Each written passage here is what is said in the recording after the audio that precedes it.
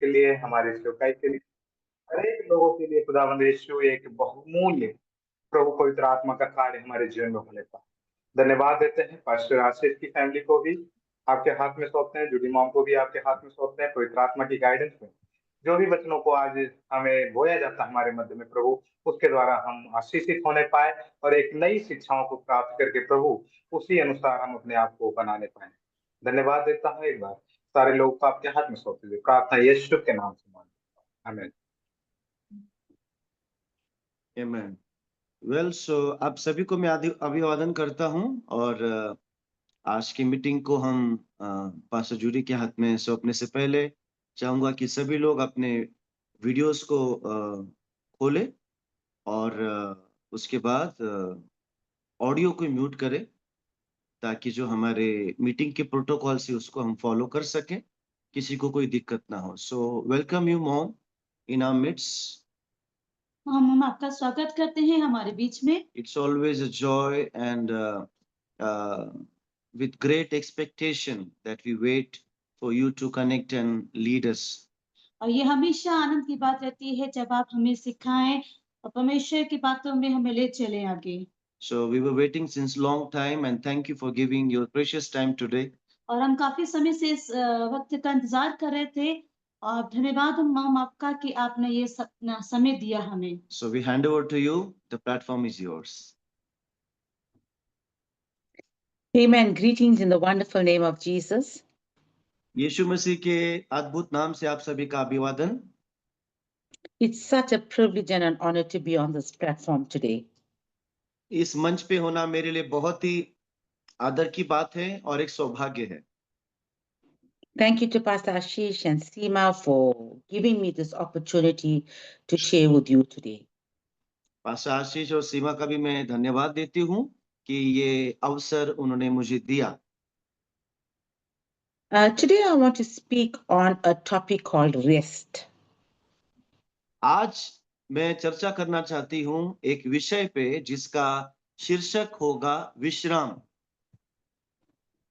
And we know as pastors and leaders, we face all sorts of calamities, crises, challenges daily in our walk.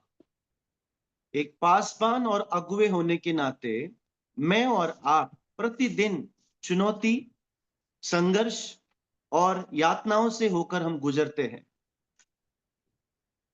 And we know that it's not an easy task to serve the Lord and also to steward over God's people. और मैं इस बात को जानती हूं कि परमेश्वर के लोगों की रखवाली करना, उनकी देखभाल करना और परमेश्वर की सेवा करना इन दिनों में आसान तो नहीं है। In Matthew chapter 11 verses 28 to 30. मत्ती अध्याय 11 वचन 28 से 30 में हम देखते हैं। The Bible is talking to a specific group of people. Bible यहाँ पे एक विशिष्ट प्रकार के समूह के बारे में बात करता है। And there's an invitation to this group of people. और एक ऐसे समूह के प्रति बाइबल में एक न्योता भी भेजा गया है। So the invitation is, come to me all you who labor and are heavy laden, and I will give you rest. और ये जो न्योता है कि जो लोग परिश्रम कर रहे हैं, बोझ से दबे हुए हैं, सब मेरे पास आओ। Then he says, take my yoke upon you and learn from me. मैं तुम्हें विश्राम दूंगा और अब मेरा जुआ अपने ऊपर लो और मुझसे सीखो। For I am gentle and lowly in heart, and you will find rest for your souls. क्योंकि मैं मन में दीन हूं, नम्र हूं और तुम अपने मन में विश्राम को पाओगे। Verse 30 says, so my yoke is easy and my burden is light. वचन 30 कहता है कि मेरा जुआ तो सहज है और मेरा बोझ हल्का है। So we find that many of us, we labor, and not only do we labor, but we carry a lot of burdens. हम देखते हैं कि हम में से अधिकांश लोग परिश्रम करते हैं, लेकिन हम केवल परिश्रम नहीं करते हैं, हम कई बार दुख भी उठाते हैं। And God is telling us today that in order for us to come to this place called rest, we need to take His yoke upon ourselves. और परमेश्वर हमको बताता है कि यदि हम उस विश्राम को या विश्राम तक पहुंचना चाहते हैं, तो हमें उसका जुआ अपने ऊपर लेना अनिवार्य है। And He says, when you take your yoke upon yourself, you will learn from me. और वचन कहता है कि जब तुम मेरा जुआ अपने ऊपर लोगे, तुम मुझसे सीखोगे। For He says, for I am gentle and lowly in heart, and you will find rest for your souls. और लिखा गया है कि क्योंकि मैं मन में दीन हूं, नम्र हूं, और तुम अपने मन में विश्राम पाओगे। So we find here in verse 28 in the book of Matthew chapter 11, God is giving an invitation. He says, those that labor and are heavy laden, He says, if you come to me, I will give you rest. तो मत्ती के 28 में हमने देखा कि किस प्रकार प्रभु न्योता दे रहा है कुछ विशिष्ट प्रकार के लोगों के लिए, जो थके हुए हैं, जो बोझ से दबे हुए हैं, और वो उनको शाश्वती देता है कि यदि तुम मेरे पास आओगे तो तुम विश्राम को पाओगे। But in verse 29, He says that if you yoke yourself to Him and you learn from Him, then you will find rest for your souls. लेकिन वचन 29 में प्रभु कहता है कि आने के बाद जब तुम स्वयं को मुझसे जोड़ोगे, मेरा जुआ अपने ऊपर लोगे, तब तुम अपने मन में विश्राम को प्राप्त करोगे। So in order for you and I to have rest of our souls, which is our minds, we need to take on the yoke of Christ. तो आप और मैं यदि हमारे मन का विश्राम चाहते हैं, तो हम सबको यीशु का जुआ उठाना पड़ेगा। So the yoke is a wooden implement joining a pair of oxen to enable them to draw a load. तो जुआ क्या है? जुआ जो है एक लकड़ी का बनाया गया एक औजार है, जो बैलों के ऊपर या दोनों जानवरों के कंधे के ऊपर रखा जाता है। But within this joining, there is a lead animal. लेकिन आप हमेशा देखोगे कि ये जुआ जब दोनों भी प्रकार के बैल के ऊपर हो या खच्चर के ऊपर हो, जिसके भी ऊपर डाल दिया जाता है, दोनों में से एक हमेशा नेतृत्व करने वाला होता है। So when Jesus uses the word yoke, तो जब यीशु मसीह जुआ इस शब्द का इस्तेमाल जब कर रहा है, the yoke is a symbol of submission. योग यानी कि जुआ क्या दर्शाता है? जुआ जो है समर्पण को दर्शाता है। So when Jesus said, take my yoke upon you, यीशु ने कहा कि मेरा जुआ अपने ऊपर लो, it was a call to submit to him in a life of obedience. तो क्या मतलब था उसका? क्या कहना चाहता था वो? कि मेरा जुआ उठाओ, यानी कि एक ऐसा जीवन जियो जो नम्रता का है, अधीनता का है, जो समर्पण का जीवन कहलाता है। So in order for you to get rest, you have to come to a place of submission, which is obedience. तो यदि आप चाहते हैं कि आप अपने मन में विश्राम प्राप्त करें, तो आपको अपने जीवन में उस दशा में आना ही पड़ेगा जिसको कहते हैं समर्पित होना। So when we submit our lives to Christ, तो जब हम अपने जीवनों को मसीह के प्रति समर्पित करते हैं, सौंपते हैं, it is his yoke and it is his land that you and I are plowing. तो उसके बाद समर्पित करने के बाद फिर हम उसके जमीन को हल लगाते हैं, उसकी इच्छा को हम लोग पूरी करते, जो काम उसका है उसको पूरे करने में हम लोग लग जाते हैं। This is very important to understand. ये विचार समझना अपने आप में बहुत ही महत्वपूर्ण है। As leaders and pastors on this platform, इस मंच पे एक अगुवे और पासबान होने के नाते we cannot be attached to yoked to anyone else except Christ. मसीह के बिना हम किसी भी अन्य के साथ जुए में नहीं जुट सकते, Because it is his land that you and I are plowing. क्योंकि ये उसकी जमीन है जिसके ऊपर हम लोग मेहनत कर रहे हैं।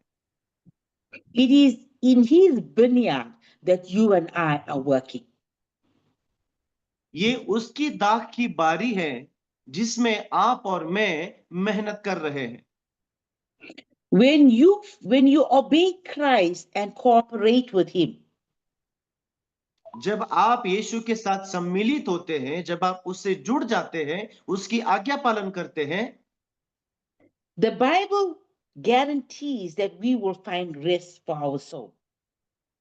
तो बाइबल हमको गारंटी देती है, शाश्वती देती है कि हम निश्चित रूप से अपने मन में विश्राम पाएंगे। This is what 1 John chapter 5 verse 3 tells us. पहला यूहन्ना अध्याय 5 वचन 3 इस बात को कहता है। He says, for this is the love of God, वचन में लिखा है कि क्योंकि परमेश्वर का प्रेम यही है that we keep his commandments. कि हम उसकी आज्ञाओं को पालन करें, And his commandments are not burdensome or heavy. और उसकी आज्ञाएं भारी नहीं है, पालन करने के लिए कठिन नहीं है। Because in Matthew chapter 11 verses 30, he says, for my yoke is easy and my burden is light. क्योंकि मत्ती अध्याय 11 के 28 में 29-30 में कहता है कि क्योंकि मेरा जुआ तो सहज है, मेरा बोझ हल्का है। So there is a commandment here, तो यहां पे एक आज्ञा दी जा रही है, and the commandment is obedience. कौन सी है वो आज्ञा? वो आज्ञा है कि आज्ञा का पालन करो। I'm just going to read for you in the book of Hebrews chapter 4. इब्रानियों अध्याय 4 में हम कुछ वचनों को पढ़ेंगे। I want you to go home. I mean, when you're out of this place, you just read Hebrews chapter 4 verses 1 to 8. इस meeting के बाद जब आप अपने घर में होंगे तो मैं चाहता हूं कि इब्रानियों अध्याय 4 वचन 8 को आप पढ़िए।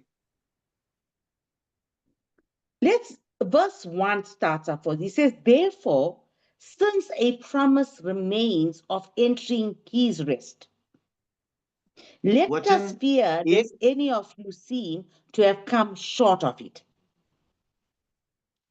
ऐसा कहता है वचन 1 इब्रानियों अध्याय 4 का 1 में, इसलिए जबकि उसके विश्राम में प्रवेश करने की प्रतिज्ञा अब भी बनी हुए है, तो हमें डरना चाहिए, ऐसा ना हो कि तुम में से कोई जन उससे रहित जान पड़े। So the Bible is telling us, the book of Hebrews telling us, therefore, since a promise remains of entering his rest is called Christ's rest. वचन क्या कहता है? हमें याद दिलाता है कि क्योंकि उसके विश्राम में प्रवेश करने की प्रतिज्ञा या वायदा अभी तक बना हुआ है, उसके विश्राम यानी कि मसीह के विश्राम में। He says, let us fear lest any of you seem to have come short of it. वचन कहता है कि इसीलिए हमें डरना चाहिए, क्योंकि ऐसा ना हो कि हम में से कोई भी जन उससे रहित हो। And as you continue to read this whole these all 8 verses, और जब आप इस पूरे 8 वचनों को आप जब पढ़ोगे, verse 6 tells us, वचन 6 हमें बताता है, since therefore it remains that some must enter it, and those इसलिए to whom कि it अब was first preached did not enter because of disobedience. इसलिए कि जब कुछ लोगों के लिए प्रवेश करना अभी बाकी है और जिन्हें पहले सुसमाचार सुनाया गया था, वे आज्ञा न मानने के कारण उसमें प्रवेश न कर सके। Then verse 7 tells us, today, after such a long time, as it been said, today, if you will hear his voice, do not harden your hearts. और फिर वचन 7 हमें बताता है कि फिर एक दूसरा दिन है, अर्थात आज, जब बहुत दिनों के बाद उसने दाऊद के द्वारा ऊपर कहे हुए अनुसार यह कहा, आज यदि वैसे तुम दुगने उसका कर शब्द सुनो अनजाने नंबरों तो से आए हुए अपने मन को न करो। भाई तो ऐसे है कि नकली पुलिस, सीबीआई या जज के वीडियो कॉल से डर भी जाते। अगर आप शिकार बन जाए तो बिना तीर के कॉल कीजिए 190। देश में हर दिन 6000 से कनेक्ट हुआ। For if Joshua had given them rest, then he would not afterward have spoken of another day. तो यहोशू को जब विश्राम मिला तो दूसरे दिन के विषय में बाइबल में नहीं कहा गया होता। So, here Jesus is talking about a rest that is promised to each one of us. तो यीशु मसीह एक विश्राम की विषय में बात कर रहा है, हम सभी को देने की प्रतिज्ञा वचन में कही गई है। And he's saying it is his rest, but you can only achieve this rest through obedience. वचन में कहा गया है कि यह उसका विश्राम है, लेकिन यदि हम उस विश्राम को प्राप्त उसके द्वारा ही वो प्राप्त होगा। So, disobedience prevented the nation from entering into rest.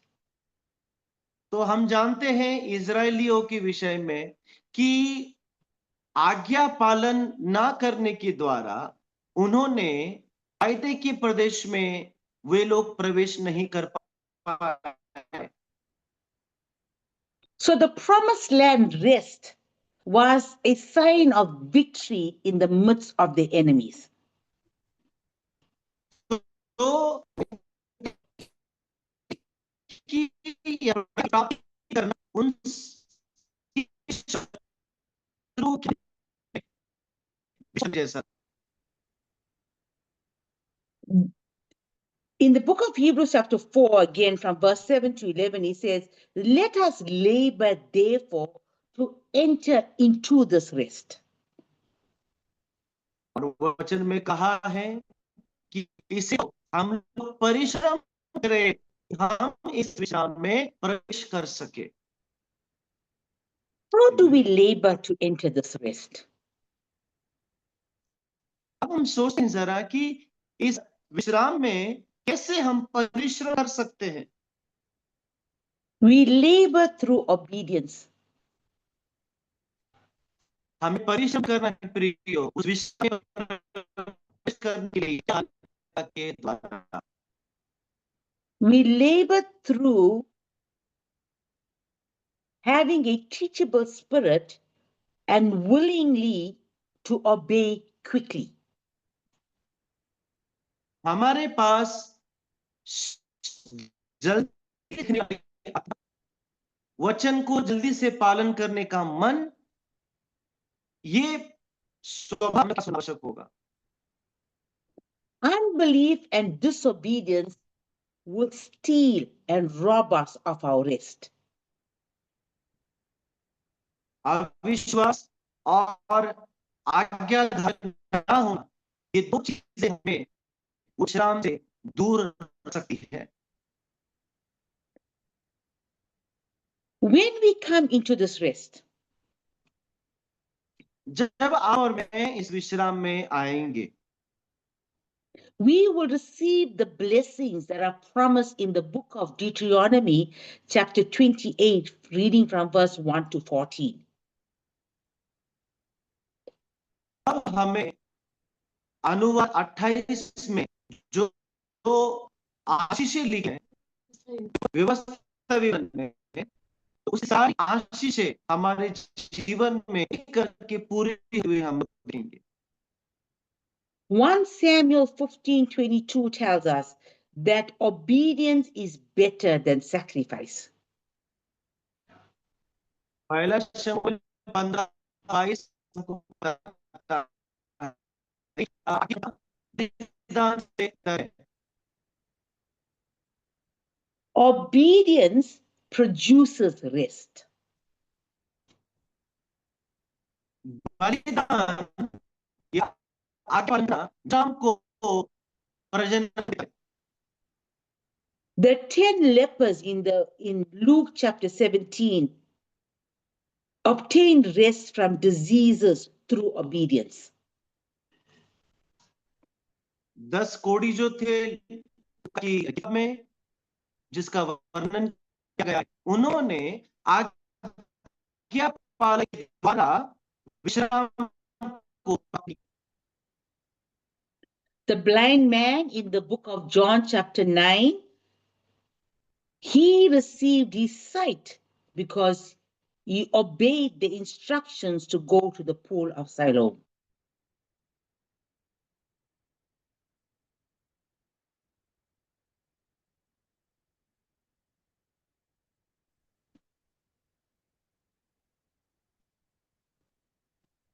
I think there's something wrong with the internet.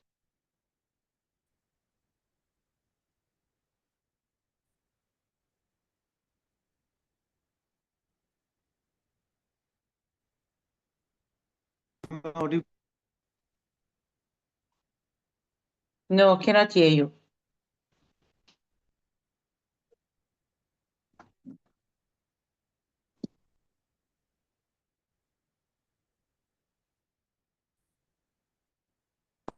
Okay now, मेरे आवाज आ रही है?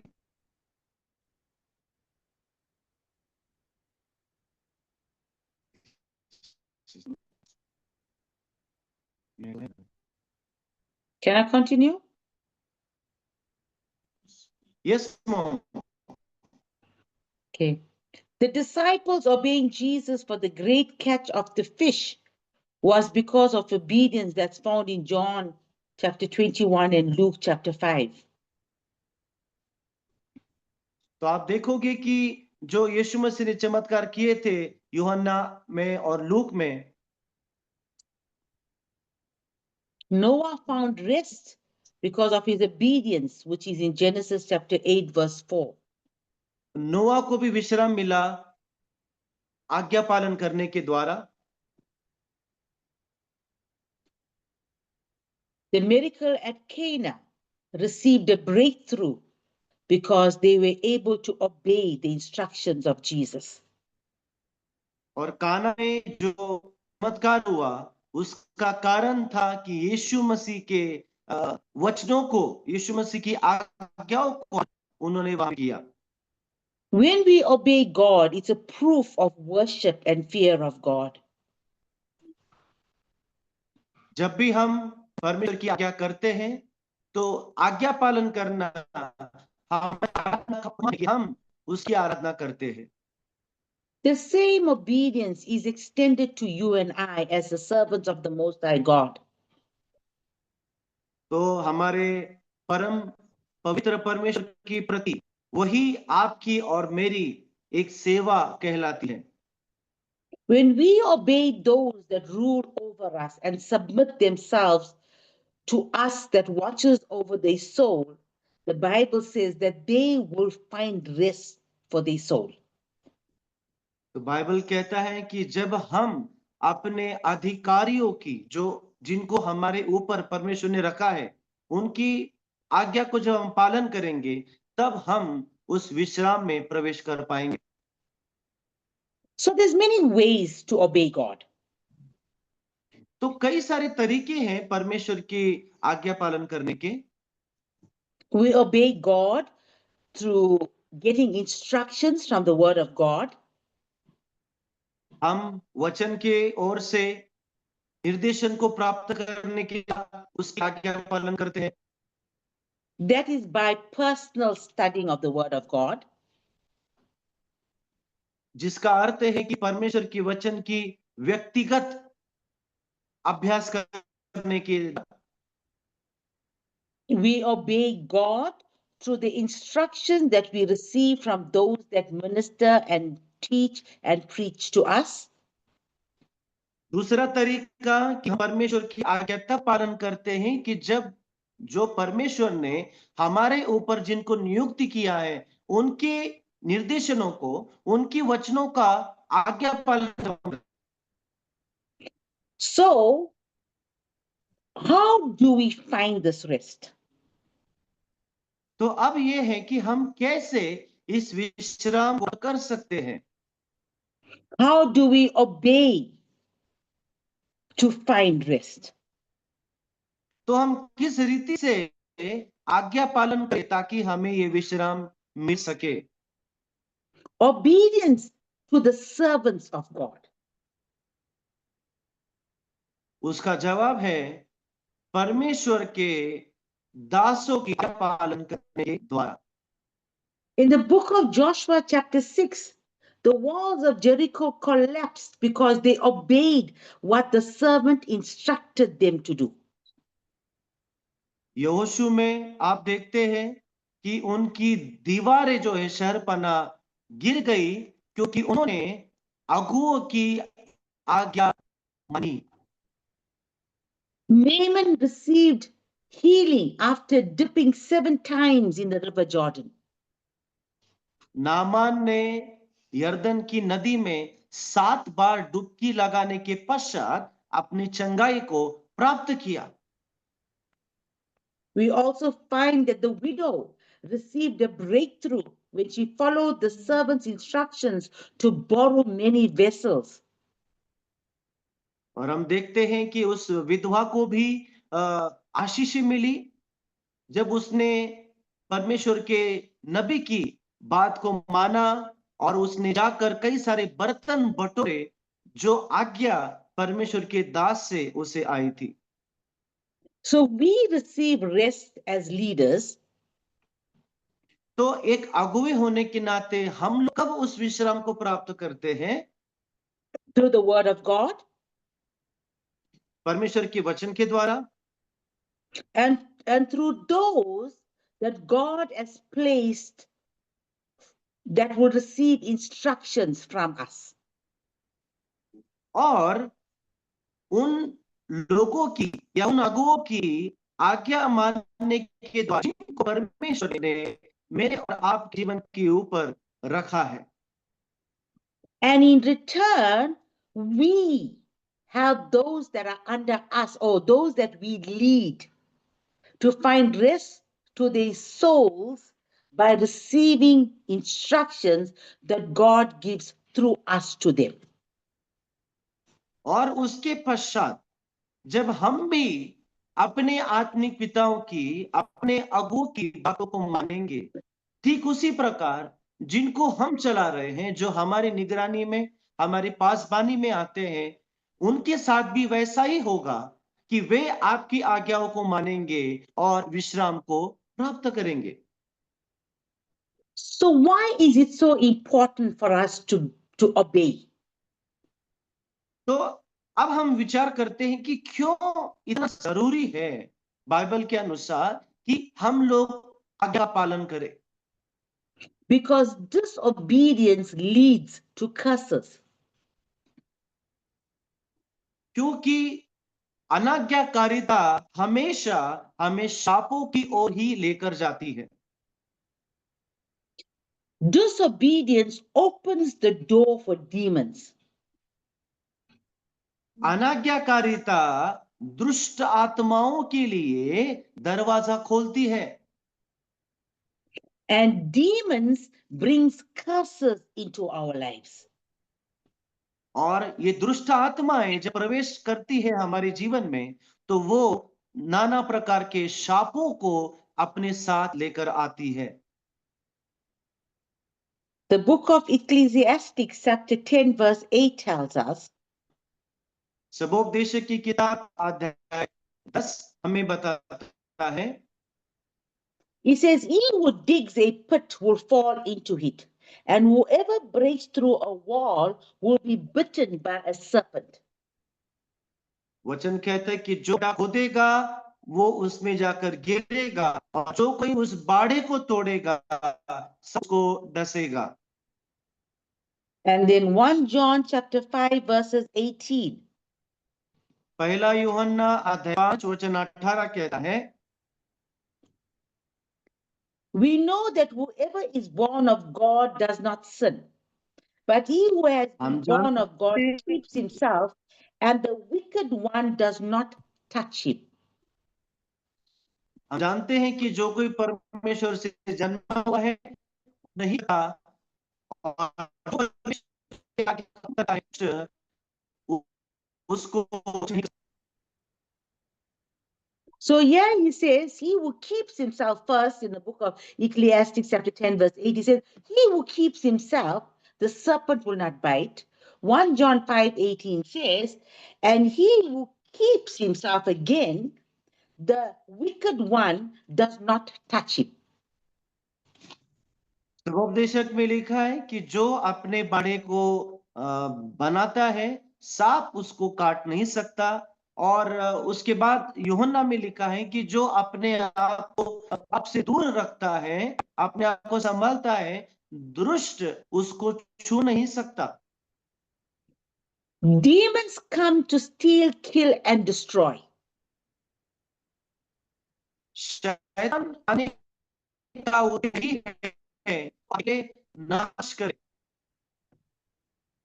It is demonic invasion in our personal life, whether it's spiritual, whether it's church life, that comes to destroy what God has blessed us with.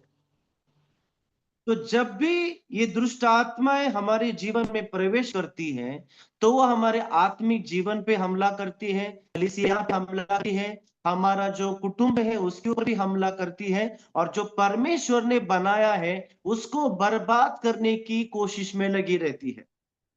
And the church has to understand that we are the ones that open the doors for these operations to take place. लेकिन कलीसिया को ये समझना जरूरी होगा कि हम ही लोग थे जिन्होंने उस बाड़ी को तोड़ा। हमें ने ही द्वार को खोला और उस दुष्ट आत्माओं को अपने बाड़े में या अपने घर में, कलीसिया में प्रवेश करने की अनुमति दी। Demons enter through acts of disobedience.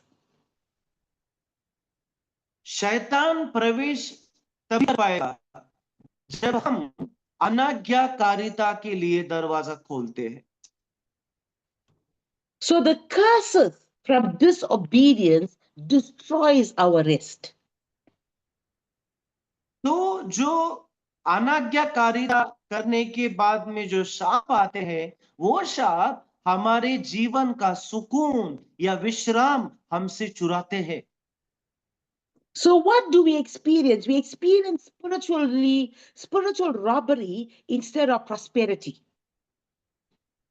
तो क्या हो रहा है हमारे जीवन में? बजाय कि हम लोग समृद्ध हो, बजाय कि हम लोग प्रॉस्पर हो, हम लोग की चीजें चुराई जा रही है। जो भी कुछ हमारे पास है वो सब कुछ छीना जा रहा है। Now coming back to Matthew 11 verses 28 to 30. आइए हम वापस मत्ती अध्याय 11 28 के 30 में वापस चलेंगे। Being joined to Christ in intimacy. मसीह के साथ एक घनिष्ठता में बने रहना Tells us or gives us a clear voice of God. तब हम परमेश्वर की ओर से एक सुस्पष्ट आवाज को सुनने पाते हैं। The voice of God is key to rest.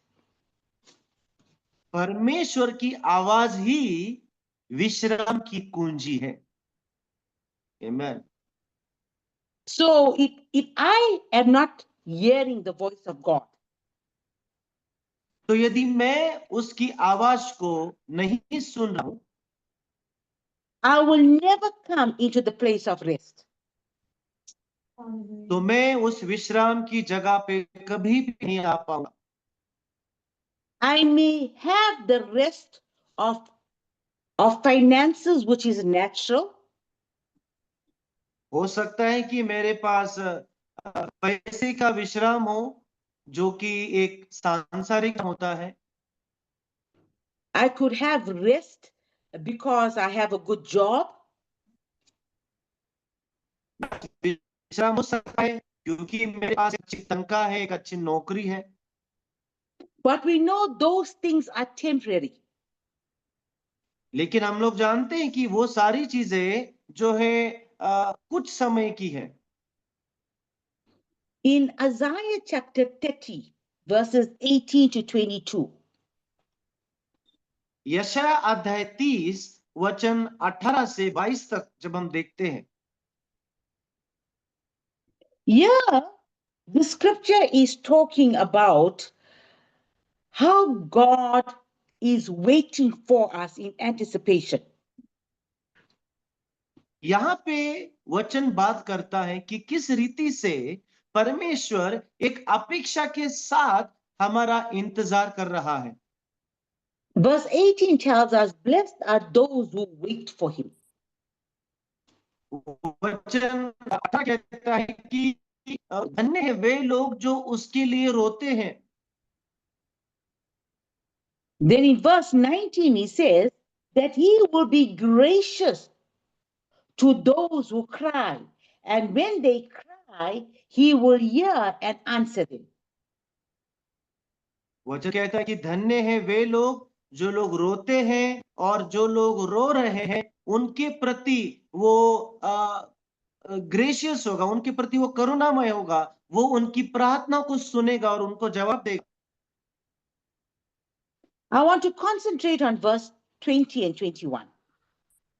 मैं चाहती हूं कि वचन 20 और 21 को इस समय हम लोग ध्यान केंद्रित करें।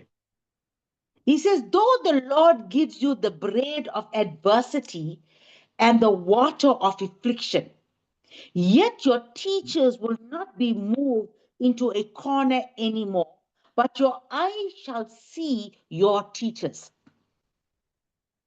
वचन में लिखा है कि भले ही वो हमको क्लेश की रोटी देगा, विपत्ति का पानी देगा, लेकिन तुम्हारा मन, तुम्हारा ध्यान जो परमेश्वर सिखाता है उसे कभी ना भटकने पाएगा।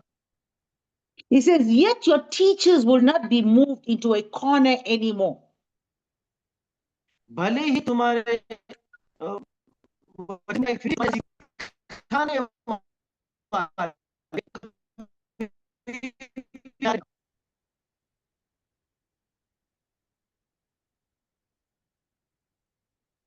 But your eyes shall see your teachers. परंतु तुम्हारे आंखें शिक्षकों को सिखाने वालों को देखेगी। This is what it means. He says our voice, I mean Christ's voice, is activated by our cries. तो है कि हमारी विपत्ति में मसीह की आवाज,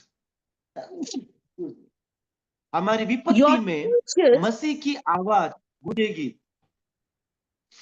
Your teachers is the Holy Spirit.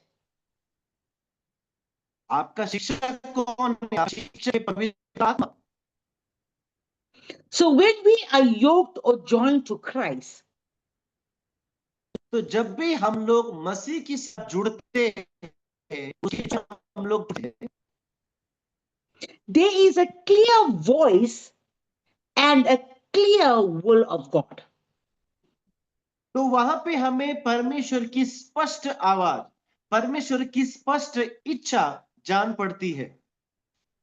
We know God can speak to us through dreams, through visions, to signs and wonders, but he also speaks हम to us जानते to his servants and messengers of the word of God. हम इस बात से भली भांति वाकिफ है कि परमेश्वर हमें स्वप्नों के द्वारा, दृष्टांतों के द्वारा, चिन्हों के द्वारा, चमत्कारों के द्वारा बात करता है, लेकिन वही परमेश्वर शिक्षकों और अगुओं सिखाने वालों के द्वारा भी हमसे बात करता है। So when we hear the voice of God, तो जब हम परमेश्वर की आवाज को सुनते हैं, the Bible says, harden not your heart. Bible कहती है कि अपने मन को कठोर मत करो, Because the hardening of the heart will not give us rest. क्योंकि यदि हम अपने मन को कठिन करेंगे तो हम विश्राम को प्राप्त नहीं कर पाएंगे। It is the voice of the Lord that takes us out of conflict. ये परमेश्वर की आवाज है प्रियो, जो हमें अपनी विपत्तियों से दूर लेकर जाती है। So today, some of you that are hearing my voice today, तो आज आप में से कुछ लोग जो मेरी आवाज को सुन रहे हैं, and you may be in a conflict right now. हो सकता है कि आप कुछ संघर्ष में से गुजर रहे होंगे इस समय। You may not know which way to turn. शायद आपको समझ में नहीं आ रहा है कि किस दिशा में मुड़ूं। You may be in a place of uncertainty.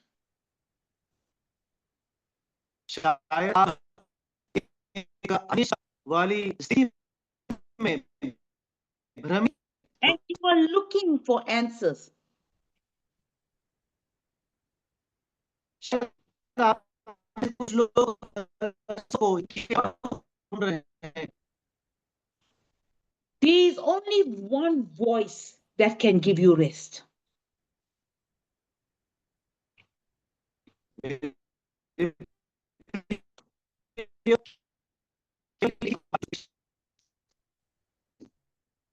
And that is the voice of God which prevails in our circumstances. और वो तो हमारे हर परिस्थिति के ऊपर है। It is the voice that declares peace in the storm.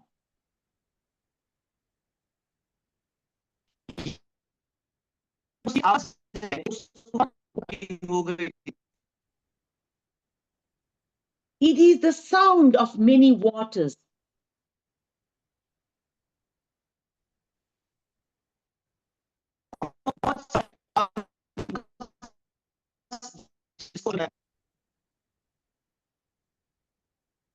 Jesus said, "My sheep hear my voice."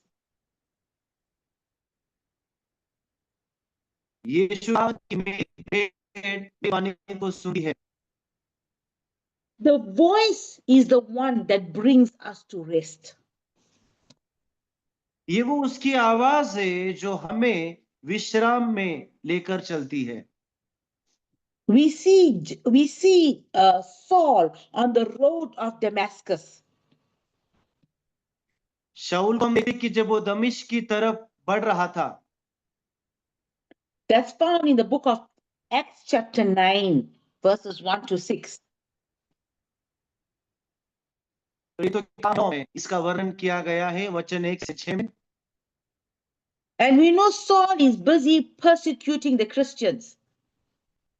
और हम जानते कि शाऊल जो है उसमें व्यस्त था मसीह में। And then he encounters Jesus. और वहां पे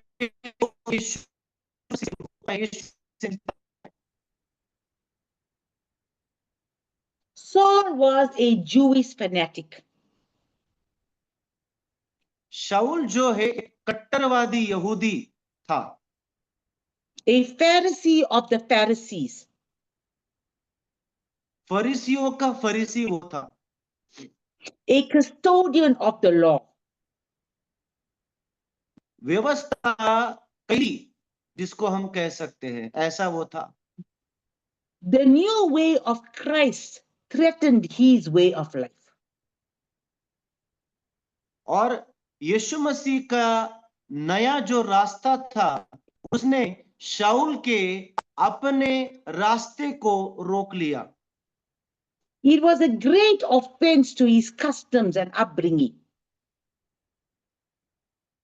और वो उसकी जो परवरिश थी, उसका जो बढ़ना था, उन सब के प्रति यीशु के जो तरीके थे, वो उसके लिए बहुत ही हानिकारक बने। He did not know he was attacking Christ. और उसे बिल्कुल भी इस बात से वो अनजान था कि ऐसे वो सीधे यीशु मसीह को रहा था।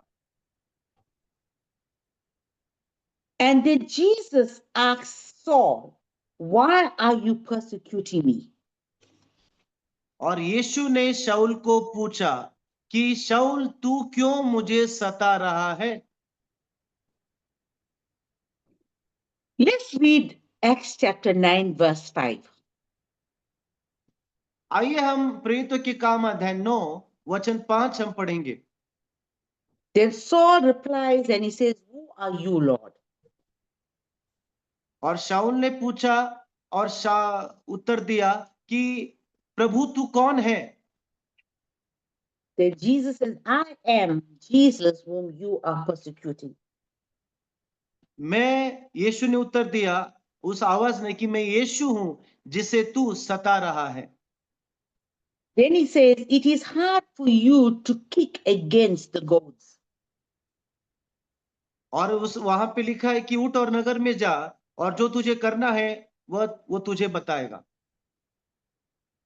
I don't know, Ashish, what the word goad in the Bible here translates for you in India.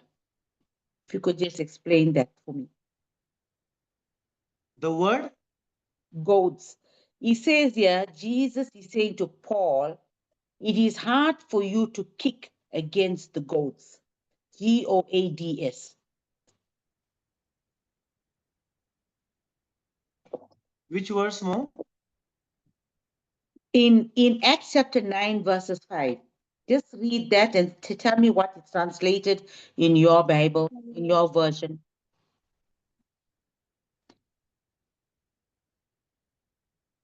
जिसे तू सता रहा है। Check this another one. 1, 2.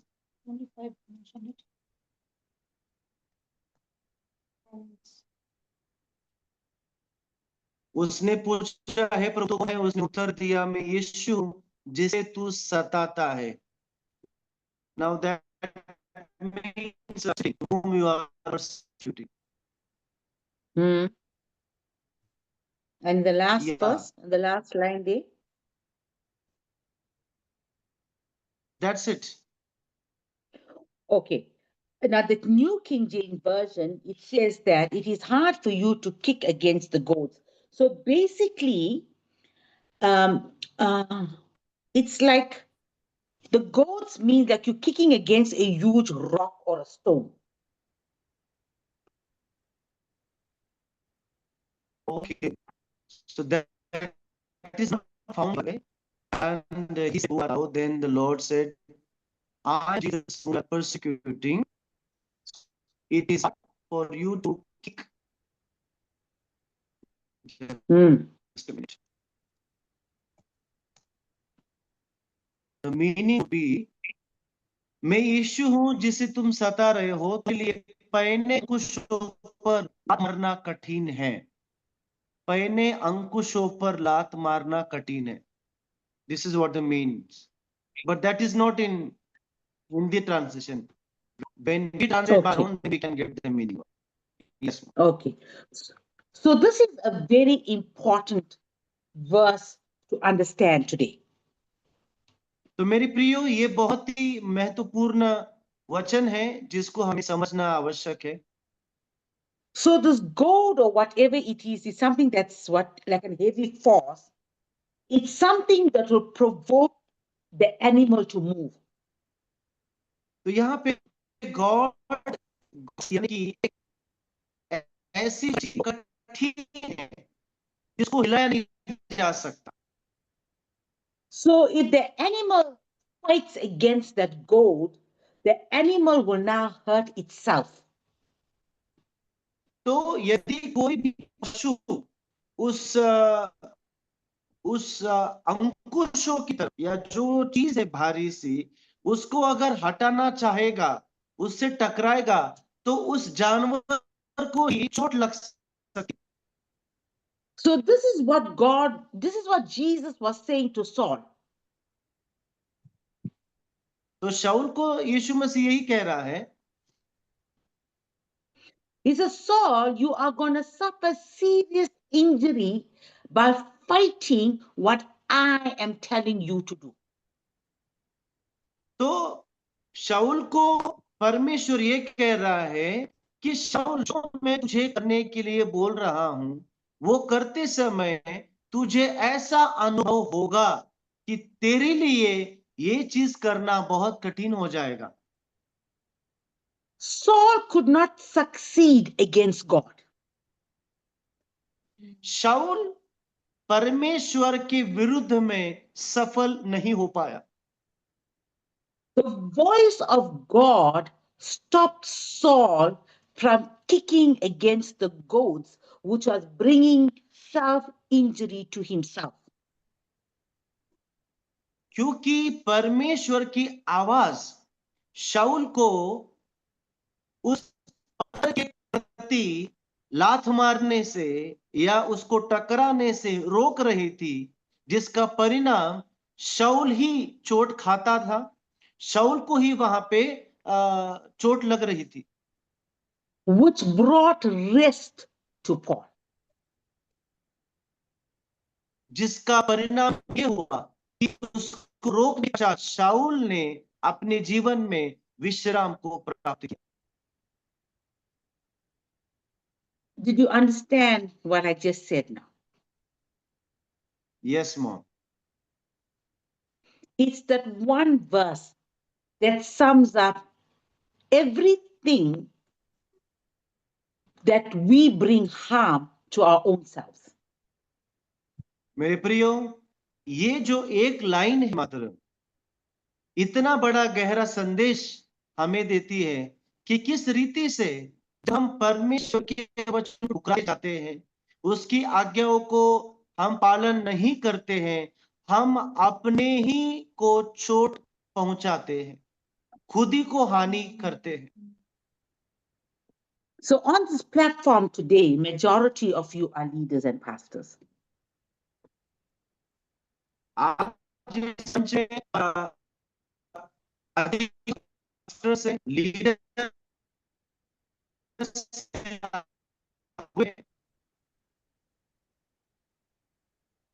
If you are fighting the voice of God and the will of God,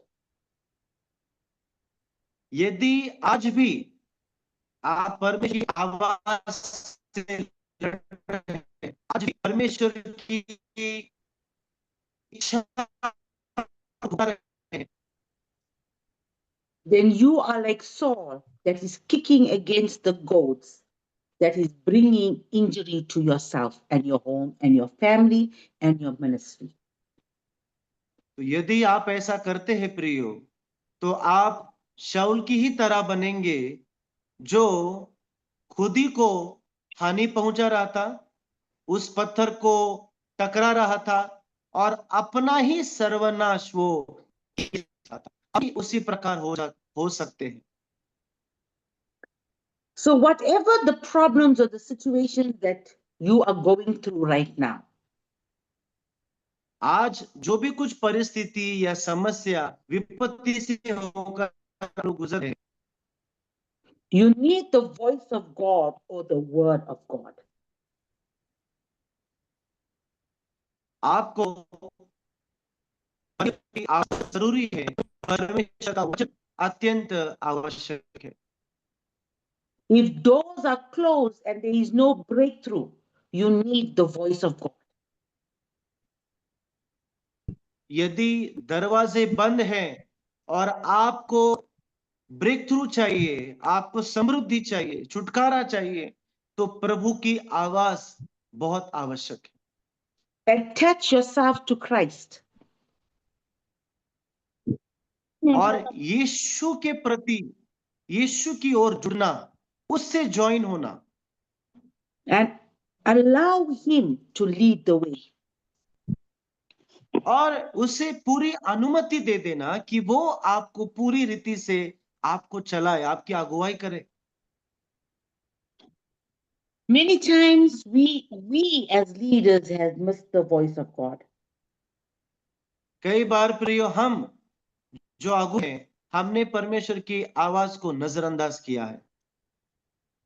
We're just going to read one verse before I close. We're going to read the book of the Songs of Solomon.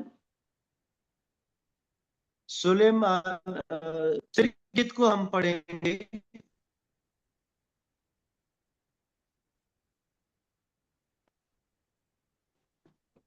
He says, I sleep, but my heart is awake. It is the voice of my beloved. वचन में लिखा है कि मैं उठ हूं, मेरा हृदय उसके पीछे है, मेरे प्रिय की आवाज के पीछे। He says, open for me, my sister, my love, my dove, my perfect one. हे मेरी प्रिय, हे मेरी बहिनी, मेरे लिए दरवाजे को खोल। Verse 4 says, my beloved put his hand by the latch of the door, and my heart yearned for him. और मैंने उस दरवाजे की खटखटाने की आवाज को सुनी और मेरा हृदय प्रेम से आनंदित हो गया। Verse 6 says, I opened for my beloved, but he was gone. मैंने मेरे प्रिय के लिए दरवाजे को खोला, परंतु मैंने पाया कि वो तो वहां पे नहीं है, वो जा चुका है। Verse 7 says, the watchmen who went about the city found me. They struck me, they wounded me. The keepers of the wall took my veil away from me. और जब मैं बाहर निकली तो नगर के रखवालों ने मुझे देखा, उन्होंने मुझे चोट पहुंचाई, उन्होंने मुझे मारा और मैं वहां पे लहूलुहान हो गई। The Shulamite is a picture of the missed voice of God. शुनमाई जो यहाँ पे आप देखेंगे, परमेश्वर की मिश्रित आवाज का एक प्रतीक है। God visits us at an inconvenient time. परमेश्वर हमें एक ऐसे अनिश्चित समय में मेरे और आपसे वो सुन लेता है, हम मिलता है। The knock is in his time and not our time. और वो परमेश्वर अपने समय में दरवाजे दस्तक देगा, हमारे समय नहीं। What makes us to sleep? We are exhausted. और हम लोग उस समय क्यों सो रहे हैं? क्योंकि हम लोग थक चुके हैं, इसलिए हम लोग सो चुके हैं। We don't carry the yoke consistently. अब लगातार रूप से उसकी जुए को नहीं लेकर चल पाते हैं। Instead of an abiding relationship, we have an interrupted casual relationship with the Lord. बजाय कि हम उसके साथ संगति में बढ़े, घनिष्ठ बढ़े, हम उसके साथ बहुत ही सामान्य हो चुके हैं। He knocks, but we're too tired with the yoke of our own lives. वो तो दरवाजे पे खटखटा रहा है, लेकिन हम लोग ही थक चुके हैं अपने ही चलते हुए, इसलिए समय हम लोग। The heart is willing, but the body is tired. हमारा हृदय तो इच्छुक है, लेकिन हमारा शरीर थका हुआ है। In our exhausted and drowsy state, we miss the knock and the voice. हम अपने दुर्बल दशा में, थकी हुई दशा में उस खटखटाहट को सुन नहीं पाते हैं और उसके पश्चात हम परमेश्वर की आवाज को अपने जीवन में प्रबल होने से चूकते हैं। And when the Shulamite finally realized it was a knock from her Lord, और वो शुनमाई को आखिर में पता चला कि ये तो मेरे प्रभु की ओर से खटखटाहट थी, उसने दरवाजे को खटखटाया था। he had already departed. लेकिन जब तक कि वो दरवाजे को खोले, वो वहां से जा चुका है। And the Bible says she runs into the street at night. और बाइबल कहती कि वो रात में उस रास्तों पे दौड़ना शुरू करती हैं। And she meets strangers who abuses her. और वहां पे वो मिलती है कुछ अनजान लोगों को जो उसको चोट पहुंचाते हैं, जो उसका शोषण करते हैं। This is so relevant for us today, the church. आज मेरे प्रियो, कलीसिया के लिए ये बहुत ही प्रायोगिक है और प्रासंगिक। We are too busy with our own things that we miss the voice of God when we are taught or when a message is sent forth. मेरे प्रियो, हम लोग अपने ही काम इतने बिजी हैं, व्यस्त हैं कि जब परमेश्वर की आवाज आती है, हम उसको सुन नहीं पाते हैं। We too run into the streets. हम भी बाद में फिर रास्तों पे दौड़ना शुरू करते हैं रात में, into all kinds of meetings. हर प्रकार की मीटिंग में जुड़ने का प्रयास करते हैं, यहाँ पे वहां पे, just to get a word or a prophecy. ताकि हम तो भविष्यवाणी का वचन, कुछ तो वचन हमारे पास हो। And we become victims of abuse because we miss the voice. और हम अंत में उस शोषण का शिकार बनते हैं, क्योंकि हम उस आवाज को खो चुके हैं। When we miss his voice, जब हम उसकी आवाज को नहीं सुन पाते, then we have to listen to the voice of the watchman.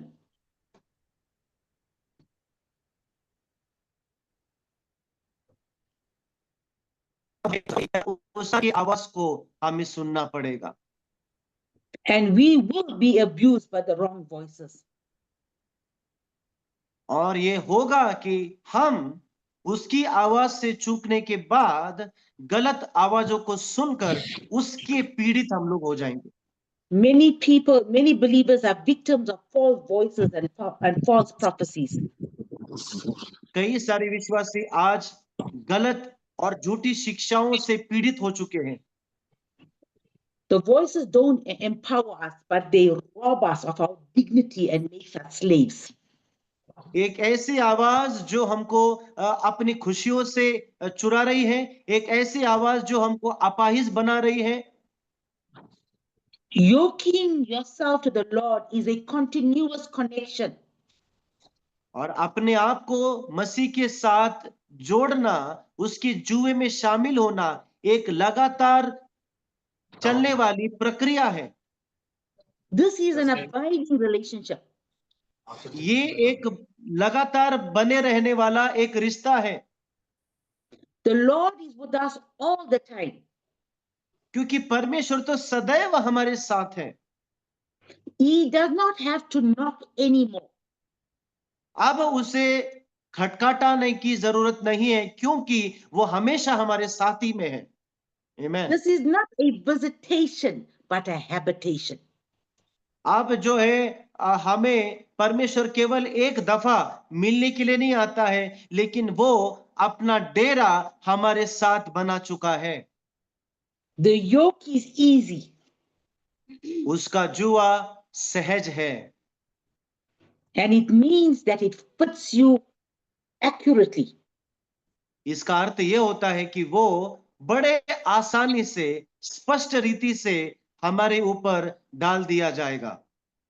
And when the voice comes, और जब वो आवाज आएगी, it demands an immediate response. उस आवाज की शर्त है कि हम तुरंत उसका प्रत्युत्तर करें, उसको तुरंत हम लोग आवाज दें। A delayed response does not bring you into rest. एक प्रत्युत्तर जिसके लिए बहुत देर हो चुकी है, वो हमें कभी भी विश्राम की ओर नहीं लेकर जाए। When we hear the voice of God, जब हम परमेश्वर की आवाज को सुनते हैं, there's a spirit of immediacy in us.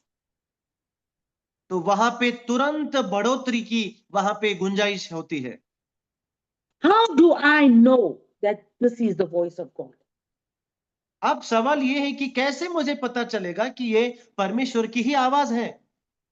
There's only one way. एक ही तरीका है, Yoke yourself to Christ continually. लगातार रीति से अपने आप को मसीह के साथ उस जुए में जोड़े रहे। It's a yoke of intimacy. ये कौन सा जुआ है? ये घनिष्ठता का और गहरे संबंध का जुआ है। And when you are yoked to Christ, और जब आप मसीह के प्रति उस जुए में जोड़ते हैं, you're not waiting for a knock. तो आप अब खटखटाने का इंतजार नहीं करेंगे। You're not waiting for an encounter. आप इंतजार नहीं करेंगे कि एक दिन मेरा प्रिय आएगा और फिर मैं उससे मिलूंगा। You're not waiting for a visitation in your church. आप अपने कलीसिया में एक दिन आएगा, बेदारी होगी, एक दिन आएगा कि परमेश्वर सुधि लेगा। It now becomes an habitation. अब ये चीज आपके लिए सामान्य हो जाएगी, ये चीज आपके And लिए when it's रोजमर्रा की चीजें हो जाएंगी। And when it's an habitation, और जब ये चीज आपके लिए एक संधि बन जाएगी, you will find rest for your soul. और तब आप अपने मन में विश्राम को प्राप्त करोगे। We don't have to chase finances to get rest. उसके बाद हमें प्राप्त करने के लिए पैसे के पीछे We don't have to chase peace to get rest. हमें विश्राम को प्राप्त करने के लिए शांति पाने की जरूरत नहीं पड़ेगी। Christ is all in all. केवल मसीह ही होगा जो हमें चाहिए होगा और वही हमारी सारी जरूरतों को पूरा करेगा। Christ is our resting place. मसीह यीशु हमारे विश्राम की जगह है। He is our rock. He is the cleft that we hide in. He is the high tower that we run into when we face crises. वही हमारी चट्टान है, वही हमारा मजबूत दो दुर्ग है, वही है वो पत्थर जिसके पीछे हम लोग छिपे हुए हैं और देख रहे हैं। So what is the secret today? तो मेरे प्रियो, आज का रहस्य क्या है? Yoke yourself to Christ. सबसे पहली चीज, अपने आप को मसीह के जुए में जुड़ जाओ। Let him become the lead animal in your life. होने पाए कि वो हमारे जीवन में नेतृत्व के बाद हो जाए। And when you are in him और जब आप उसमें होंगे and he is in you, और वो आप में होगा, you will know that it is his voice that is speaking. और फिर आप जानोगे कि ये परमेश्वर की ही आवाज है जो मुझसे बात करती है। Amen. आमीन। I pray that you've been blessed today by this teaching. मैं प्रार्थना करती हूं कि आप इस शिक्षाओं से आज आशीषित हुए होंगे। We all of us need rest. हम सभी को विश्राम की आवश्यकता है। And today there is an invitation to all of you that are tired and weary. और हम में से हर एक व्यक्ति को एक न्योता है जो थक चुके हैं, जो लोग परिश्रम कर रहे हैं। Take his yoke. आइए हम उसके जुए को ले अपने ऊपर Learn from him. और उससे सीखें। He is humble and meek, and he will give you rest. वो मन का सौम्य है और लीन है और हम अपने मन में विश्राम को प्राप्त करेंगे। Let his voice penetrate you. होने दे कि उसकी आवाज हमें आर पार भेद कर चले जाए। Let his voice become familiar to you.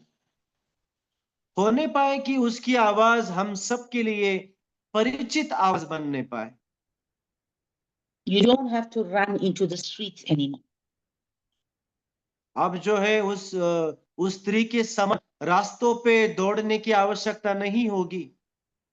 You don't have to run after meetings.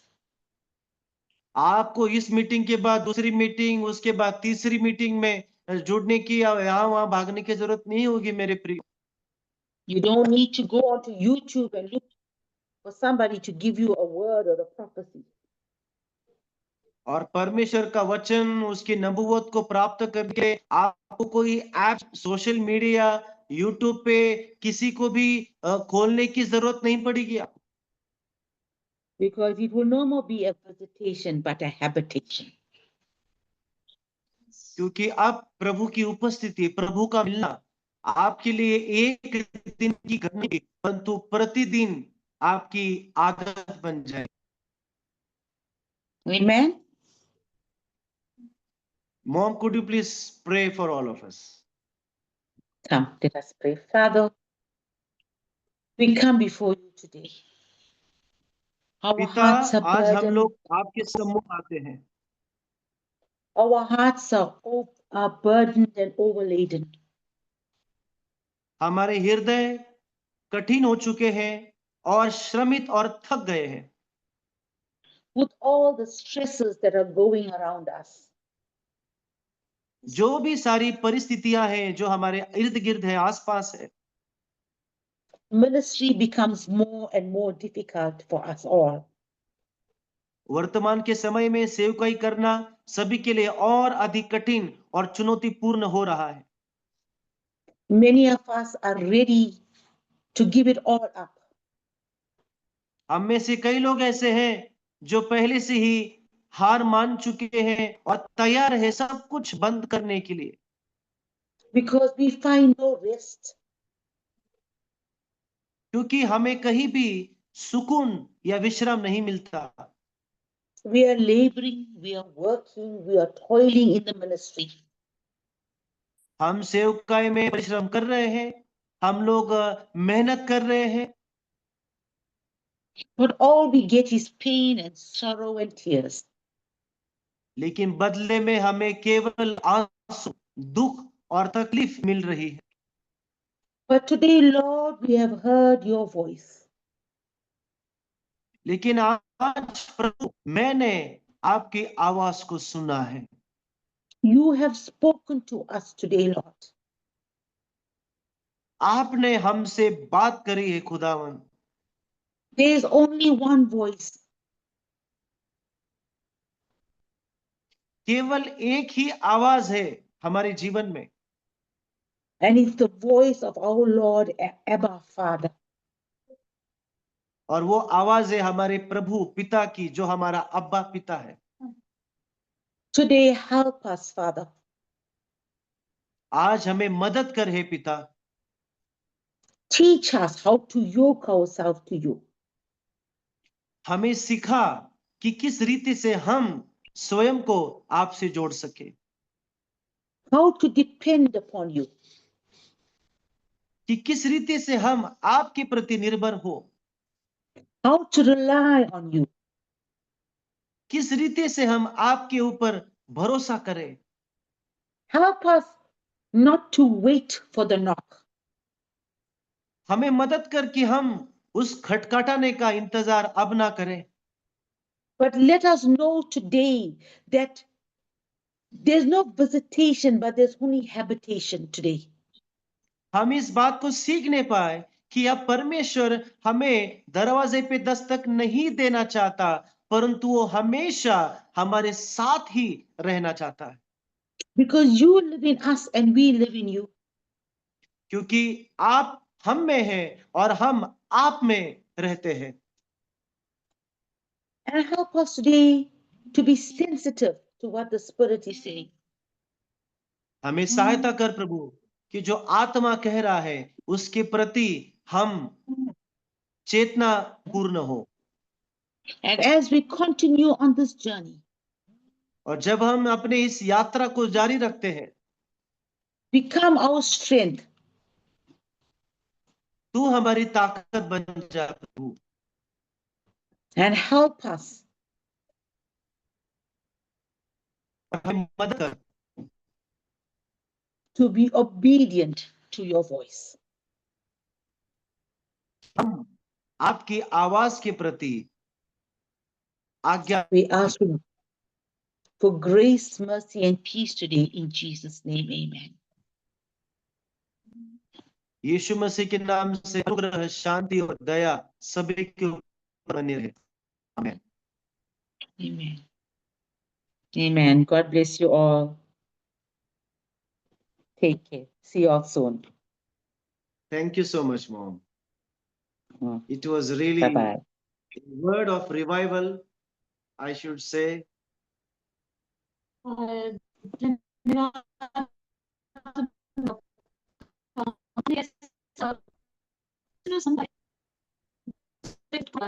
And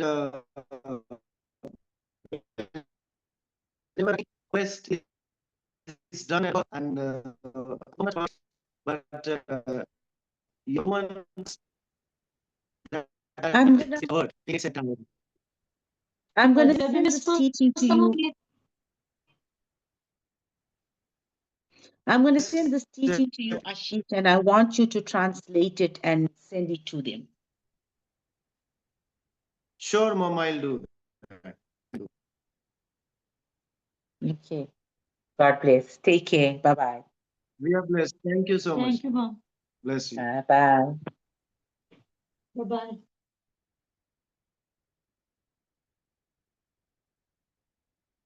Amen. एक बहुत ही चैलेंजिंग वचन और संजीवनी और बेदारी से भरा हुआ वचन हमने प्राप्त किया है।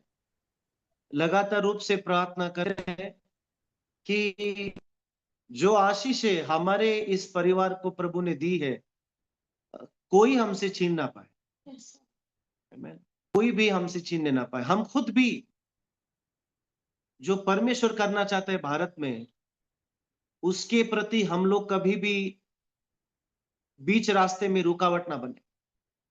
और आज मैंने सीखा है कि हमारी अपना बोझ, हमारा पारिवारिक बोझ, आर्थिक बोझ, हमारी व्यक्तिगत परेशानियां प्रभु के काम में कभी भी रुकावटें ना बनने, इसका ख्याल हम सबको रखना है।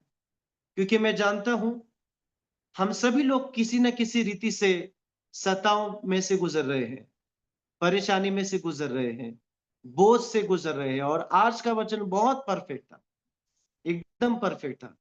सुबह तक मुझे नहीं पता था कि आज पास्टर जूडी बोलेगी, लेकिन जब मैं उनसे बात कर रहा था व्हाट्सएप पे, तब उन्होंने बताया कि वो आज फ्री है, अवेलेबल है। तो मैंने तुरंत उनसे कहा कि बहुत बड़ी उपलब्धि होगी कि यदि आप हमें संबोधित करेंगी। और मैं बहुत धन्यवाद हूं, हम दोनों भी बहुत खुश हैं और आप सभी भी कि एक बहुत ही प्रॉफिटिक वचन हम लोग की ओर आए। एक चीज मैं कहना चाहूंगा मेरे भाइयों, परिवार के लोगों, यदि आप चाहते हैं इस सुकून को, रेस्ट को अपने जीवन में एंजॉय करें, वाचा में प्रवेश कीजिए, वाचा में प्रवेश कीजिए।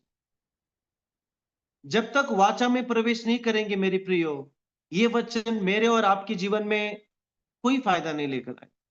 हम लोग सेवक सुनते रहेंगे, पास्टर जूडी से हो या मुझसे हो, नोट से पढ़ते हो, हम लोग पढ़ते जाएंगे। लेकिन यदि हम चाहते हैं कि जो हम सुन रहे हैं वो हम जिए, तो उसका प्रैक्टिकल तरीका है, वो है वाचा में आना, वो प्रवेश करना। इस समय यदि कोई भी पास्टर्स, कोई भी लीडर ऐसा है हमारे बीच में जो अभी तक जिन्होंने वाचा नहीं बांधी है, प्लीज उस कदम को उठाइए और उसके अनुभव को, उसके फायदों को आप अपने जीवन में देखेंगे। परेशानी आएगी जाएगी मेरे प्रियो, ना, आपके पास कई लोग होंगे जो धोखा देंगे, कई लोग होंगे जो आपके बीच में रुकावट लेकर आएंगे, लेकिन वाचा में बने रहने से प्रभु का पहली आशीष आपके जीवन से प्रभु का वचन कभी भी खंडित नहीं होगा। मैं अपने जीवन से सेवकाई से गारंटी दे सकता हूं, वाचा में जब आप बने रहेंगे, प्रभु का वचन आपसे कोई भी नहीं छीन पाएगा। और आज हमने क्लियरली सुना है, ये वचन ही है जो हमारे जीवन के उस आंधी और तूफान को शांत कर सकता है।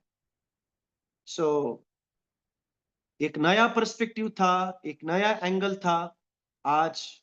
और प्रार्थना करते रहे पास्टर के लिए, प्रार्थना करते रहे हमारी ट्रिप के लिए जो अगले महीना हम लोग उनसे मिलेंगे। हम दोनों बहुत एक्साइटेड हैं और नई बात को सीखने के लिए और नई चीजों को अनुभव करने के लिए। और जैसा कि मैंने सबको कहा था वीडियोस रिकॉर्ड करने के लिए, तो प्लीज सारे पास्टर्स एंड लीडर्स आप लोग वीडियो को बनाएं और इस हफ्ते में आप अपने वीडियोस को रिकॉर्ड करके सेंड कीजिए, ताकि एडिट करने में, उसको कनेक्ट करने में भी समय जाएगा। और कोई हेल्प चाहिए तो आप पूछ सकते हैं मुझे कि कैसे करना है, क्या बोलना है। अगर कोई भी हेल्प चाहिए तो प्लीज आप शेयर कीजिए। Okay, so thank you everyone. सभी का जुड़ने के लिए बहुत बहुत धन्यवाद। परमेश्वर आपको आशीष दे, आपकी सेवकाई को और आपके परिवारों को परमेश्वर संभाले रखे। सबको जय मसीह की। God bless you all. Okay, thank you. Thank you, God bless you. जय मसीह। जय मसीह सभी को। जय मसीह की, जय मसीह की। Praise Praise the Lord. Praise the Lord. Praise the Lord sister. Praise the Lord, Pastor. Praise the Lord. Praise Lord. Praise the Lord, sister.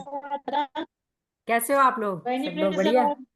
Praise the Lord भाभी। Praise Lord. Praise Lord. कैसे हो आप लोग? हम लोग ठीक है, ठीक है। आप लोग कैसे? हम लोग भी ठीक है।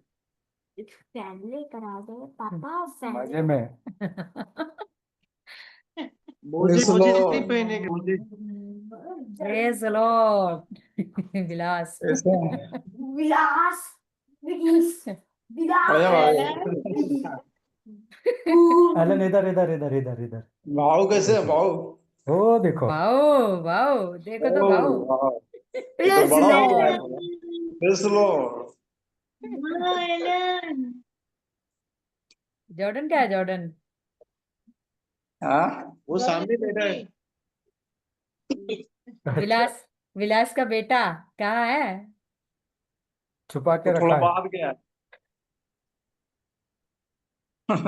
थोड़ा बाहर गया है। थोड़ा शाम को घूमने चला जाता है। अच्छा, और कैसे हैं आप? बस बढ़िया हम लोग। बढ़िया। भाव चश्मा बहुत बड़ा लगाया है।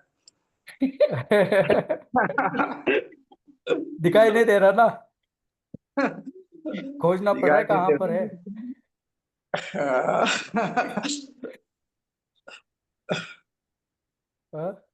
कैसा चल रहा है बाकी?